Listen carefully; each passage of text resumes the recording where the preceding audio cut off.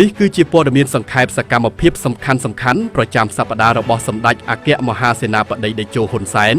ប្រធានព្រឹទ្ធសភានៃព្រះរាជាណាចក្រកម្ពុជាចាប់ពីថ្ងៃទី22ដល់ថ្ងៃទី27ខែមិថុនាឆ្នាំ2026ដែលមានសកម្មភាពសំខាន់ដូចតទៅ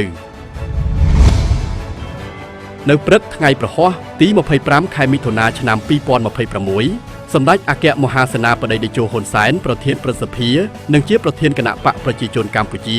បានអញ្ជើញដឹកនាំគណៈប្រតិភូជាន់ខ្ពស់កម្ពុជាបំពេញទស្សនកិច្ចមិត្តភាពផ្លូវការចាប់ពីថ្ងៃទី25ដល់ថ្ងៃទី27ខែមិថុនាឆ្នាំ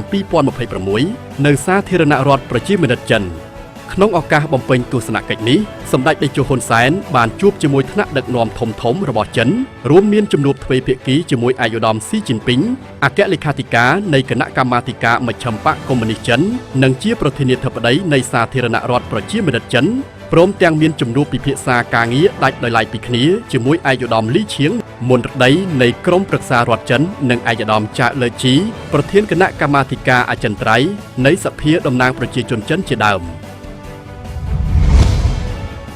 នៅវេលាម៉ោង 13 រសៀលថ្ងៃទី25ខែមិថុនាឆ្នាំ2026សម្ដេចតេជោហ៊ុនសែនបានដឹកនាំគណៈប្រតិភូជាន់ខ្ពស់កម្ពុជាអញ្ជើញដល់រដ្ឋធានីប៉េកាំងនៃសាធារណរដ្ឋប្រជាមានិតចិនប្រកបដោយសុវត្ថិភាពអញ្ជើញទទួលបដិសណ្ឋារកិច្ចសម្ដេចតេជោនិងគណៈប្រតិភូដល់ចំណតអាកាសយានដ្ឋានអន្តរជាតិប៉េកាំងរួមមានឯកឧត្តមលូហៃស៊ីងរដ្ឋមន្ត្រីនៃគណៈតាក់ទងការបរទេសរបស់គណៈកម្មការកណ្ដាលនៃបកកុម្មុយនីសចិនឯកឧត្តមឈិនសូអនុរដ្ឋមន្ត្រីនៃគណៈតាក់ទងការបរទេសរបស់គណៈកម្មការកណ្ដាលនៃបកកុម្មុយនីសចិននិងលោកជំទាវសឿងរដ្ឋចាវីឯកអគ្គរដ្ឋទូតនៃព្រះរាជាណាចក្រកម្ពុជាប្រចាំសាធារណរដ្ឋប្រជាមានិតចិននិងមន្ត្រីអ្នកមុខអ្នកការជាច្រើនរូបទៀត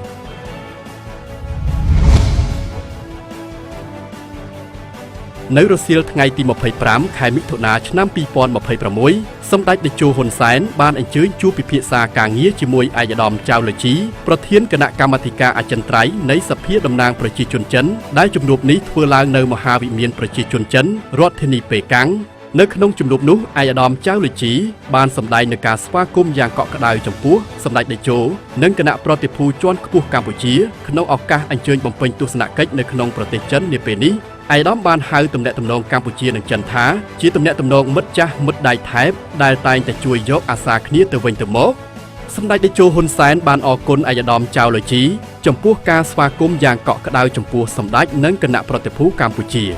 សម្ដេចបានលើកឡើងថាទំនាក់ទំនងកម្ពុជាចិននៅតែរឹងមាំទោះបីជាពិភពលោកមានការប្រែប្រួលអាកាសធាតុមានការប្រែប្រួលតែមិត្តភាពកម្ពុជាចិនមិនប្រែប្រួលឡើយ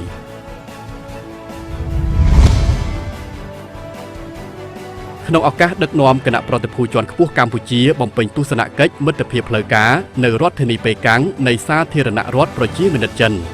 សម្ដេចអគ្គមហាសេនាបតីតេជោហ៊ុនសែនប្រធានព្រឹទ្ធសភានិងជាប្រធានគណៈបកប្រជាជនកម្ពុជាបានអញ្ជើញក្រាបថ្វាយបង្គំគាល់ព្រះករុណាជាអម្ចាស់ជីវិតលើត្បូងព្រះបាទសម្ដេចព្រះបរមនាថព្រះមហាក្សត្រនៃព្រះរាជាណាចក្រកម្ពុជានិងសម្ដេចព្រះមហាក្សត្រីព្រះវររាជមាតាជាតិខ្មែរនៅព្រះរាជដំណាក់ក្នុងរដ្ឋធានីប៉េកាំងនៅវេលាម៉ោង 17 ល្ងាចថ្ងៃទី25ខែមិថុនាឆ្នាំ2026សម្ដេចតេជោហ៊ុនសែនបានក្រាបបង្គំទូលថ្វាយអំពីស្ថានភាពទូទៅរបស់ប្រទេសជាតិក៏ដូចជាវឌ្ឍនភាពនៃការអភិវឌ្ឍសង្គមសេដ្ឋកិច្ចនិងជីវភាពរស់នៅរបស់ប្រជាពលរដ្ឋកម្ពុជាដែលសម្រេចបានក្រោមម្លប់សុខសន្តិភាពស្ថិរភាពនយោបាយនិងការឯកភាពជាតិសម្ដេចតេជោបានក្រាបបង្គំទូលថ្វាយថាថ្នាក់ដឹកនាំមន្ត្រីរាជការកងកម្លាំងប្រដាប់អាវុធនិងប្រជារាស្ត្រកម្ពុជាទូទាំងប្រទេស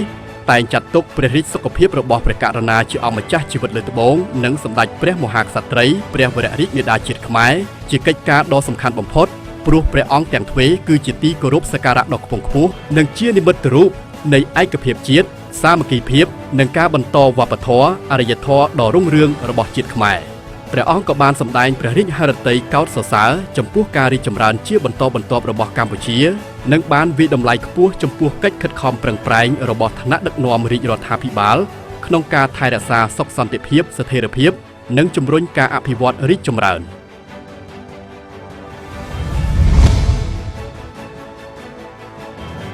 នៅរសៀលថ្ងៃទី25ខែមិថុនាឆ្នាំ2026 សម្ដេចតេជោហ៊ុនសែនបានអនុញ្ញាតឲ្យឯកឧត្តមលូហៃស៊ីងរដ្ឋមន្ត្រីនៃគណៈតាក់ទងការបរទេសរបស់គណៈកម្មការកណ្ដាលនៃបកកុម្មុយនីសចិនចូលជួបសម្ដែងការគួរសមនិងពិភាក្សាការងារ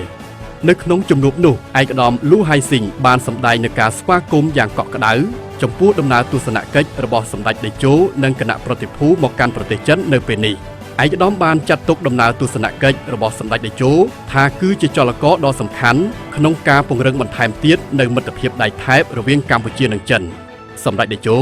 បានសម្ដែងនូវការអរគុណចំពោះការបដិសណ្ឋារកិច្ចរបស់ឯកឧត្តមចំពោះសម្ដេចតេជោនិងគណៈប្រតិភូកម្ពុជាសម្ដេចតេជោក៏បានរំលឹកផងដែរថានៅក្នុងឆ្នាំ2026នេះគឺជាខួប35ឆ្នាំនៃដំណើរទស្សនកិច្ចរបស់សម្ដេចតេជោលើកដំបូងដែលសម្ដេចបានធ្វើដំណើរមកកាន់សាធារណរដ្ឋប្រជាមានិតចិនហើយក៏គប់ជួនចំណឹងខួប30ឆ្នាំនៃការបង្កើតទំនាក់ទំនងរវាងគណៈបកប្រជាជនកម្ពុជានិងបកកុម្មុយនីសចិនផងដែរដែលនេះឆ្លុះបញ្ចាំងអំពីកិច្ចសហប្រតិបត្តិការរវាងប្រទេសទាំងពីរនៅព្រឹកថ្ងៃសុក្រទី26ខែមិថុនាឆ្នាំ2026សម្ដេចតេជោហ៊ុនសែនបានអនុញ្ញាតឲ្យលោកសុងហៃឡាងប្រធានក្រុមហ៊ុន CCCC ចូលជួបសម្ដែងការគួរសមនិងពិភាក្សាការងារនៅក្នុងជំនួបនោះលោកសុងហៃឡាងបានសម្ដែងនូវការស្វាគមន៍និងរីករាយដែលបានជួបសម្ដេចតេជោសារជាថ្មីហើយលោកបានចាត់ទុកសម្ដេចតេជោជាមេដឹកនាំដ៏ឆ្នើមនិងតែងតែជួយគាំទ្រដល់ក្រុមហ៊ុនរបស់លោកនាពេលកន្លងមកនៅក្នុងដំណើរការអាជីវកម្មលើហេដ្ឋារចនាសម្ព័ន្ធនៅក្នុងប្រទេសកម្ពុជាលោកបានរាយការណ៍ជូនសម្ដេចតេជោអំពីវឌ្ឍនភាពរបស់ក្រុមហ៊ុនរបស់លោកនៅទូទាំងសកលលោកជាពិសេសវឌ្ឍនភាពនៅក្នុងសាខាក្រុមហ៊ុនរបស់លោកនៅក្នុងព្រះរាជាណាចក្រកម្ពុជាសម្ដេចតេជោហ៊ុនសែនបានកោតសរសើរចំពោះការរីកចម្រើនរបស់ក្រុមហ៊ុន CCCC នៅក្នុងពិភពលោកជាពិសេសក្នុងប្រទេសកម្ពុជាសម្ដេចតេជោបានវាយតម្លៃខ្ពស់ចំពោះក្រុមហ៊ុនដែលបានជួយជ្រោមជ្រែងដល់ការកសាងហេដ្ឋារចនាសម្ព័ន្ធនៅក្នុងប្រទេសកម្ពុជានាពេលកន្លងមកសម្ដេចក៏បានលើកឡើងដោយឲ្យក្រុមហ៊ុនបន្តយកចិត្តទុកដាក់ទៅលើគម្រោងនានាដែលក្រុមហ៊ុនកំពុងតែអនុវត្តនៅក្នុងប្រទេសកម្ពុជាដូចជាការកសាងព្រែកជីកហ្វូណនតេជោគម្រោងផ្លូវល្បឿនលឿនភ្នំពេញបាវិតគម្រោងផ្លូវជាតិលេខ 50C ពីកំពង់ឆ្នាំងទៅកំពង់ធំជាដើម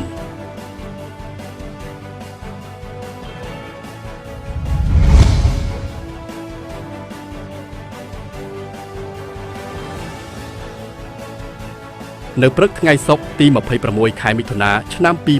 2026សម្ដេចអគ្គមហាសេនាបតីតេជោហ៊ុនសែនប្រធានព្រឹទ្ធសភានិងជាប្រធានគណៈបកប្រជាជនកម្ពុជាបានអញ្ជើញជួបពិភាក្សាការងារជាមួយឯកឧត្តមស៊ីជីនពីងអគ្គលេខាធិការនៃគណៈបកកុម្មុយនីសចិននិងជាប្រធានាធិបតីនៃសាធារណរដ្ឋប្រជាមានិតចិននៅក្នុងជំនួបនោះឯកឧត្តមស៊ីជីនពីងបានសម្ដែងនូវការពេញចិត្តនិងរីករាយដែលបានរួមចំណែកក្នុងការកសាងទំនាក់ទំនងមិត្តភាពកម្ពុជាចិនឲ្យរឹងមាំដល់ពេលបច្ចុប្បន្ននេះ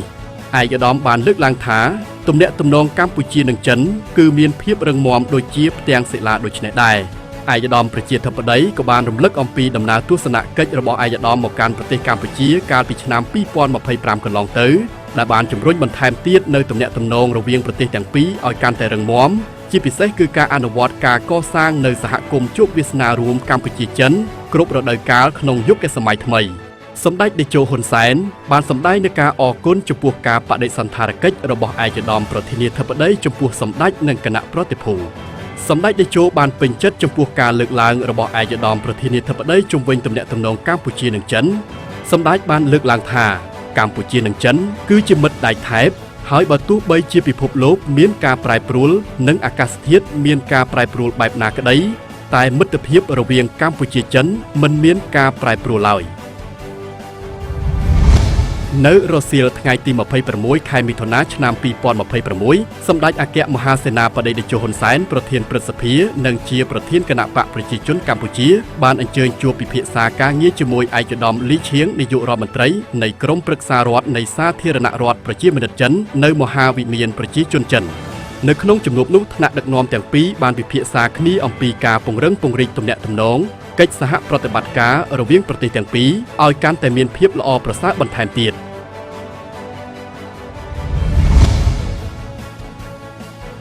នៅវេលាថ្ងៃត្រង់ថ្ងៃសៅរ៍ទី27ខែមិថុនាឆ្នាំ2026សម្ដេចអគ្គមហាសេនាបតីតេជោហ៊ុនសែនប្រធានព្រឹទ្ធសភានិងជាប្រធានគណៈបកប្រជាជនកម្ពុជាបានអញ្ជើញដឹកនាំគណៈប្រតិភូជាន់ខ្ពស់កម្ពុជា ធ្វើដំណើរមកដល់ប្រទេសកម្ពុជាវិញហើយប្រកបដោយសុវត្ថិភាពបន្ទាប់ពីបានអញ្ជើញបំពេញទស្សនកិច្ចមិត្តភាពផ្លូវការចាប់ពីថ្ងៃទី25ដល់ថ្ងៃទី27ខែមិថុនាឆ្នាំ2026ប្រកបដោយលទ្ធផលជោគជ័យយ៉ាងត្រចះត្រចង់វត្តមានថ្នាក់ដឹកនាំសំខាន់ៗនៃស្ថាប័នរដ្ឋសភាព្រឹទ្ធសភានិងរាជរដ្ឋាភិបាលបានអញ្ជើញមកទទួលដំណើរនិវត្តន៍របស់សម្ដេចតេជោនៅអាកាសយានដ្ឋានអន្តរជាតិតេជោនិងបានអបអរសាទរចំពោះដំណើរបំពេញទស្សនកិច្ចរបស់សម្ដេចតេជោប្រកបដោយភាពជោគជ័យរយៈពេល3ថ្ងៃមកនេះ។